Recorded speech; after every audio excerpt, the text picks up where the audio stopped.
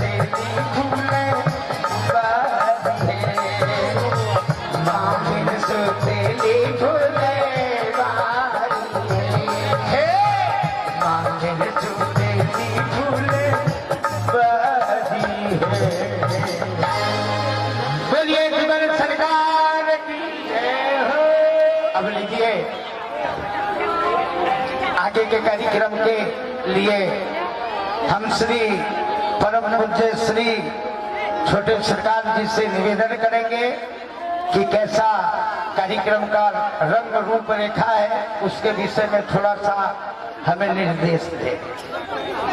हमारे महेंद्र व्यास जी रंग रूप रेखा सब यहाँ पर पैदा कर दिए हैं। सकी बात, सब रंग मिलने से चित्र विचित्र लीला हो जाता है। यहाँ पर सब रंग मिला हुआ है, इसलिए चित्र विचित्र सखी सवाग है।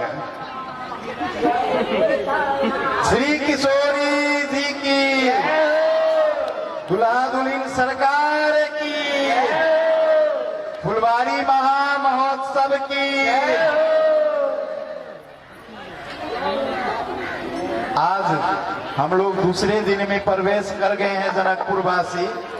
आज फुलवारी का जो हमारे त्रेता युग में सरकार जब आए थे मिथिला में जनकपुर धाम में, तो प्रथम हमारे किशोरी जी का दर्शन सरकार को भी और किशोरी जी को भी दोनों का प्रथम दर्शन मिलने का अवसर जो प्राप्त हुआ वही है फुलवाड़ी लीला। और फुलवाड़ी लीला की बहुत रास प्रसंग है और लीला जो हमारे व्यास जी बोल रहे हैं इनको आग्रह करता हूं, जो विधि में आप प्रवेश करके पहले विधि की जितना लीला हो आप दिखाते हुए और फिर पुनः आप यहाँ किशोरी जी का जो रस है, प्रेम की भूमि है, झांकी है, महोत्सव है, इसमें आप लोग आ जाएंगे और जो भी माता और बहनों सब हैं सब बैठ जाइए।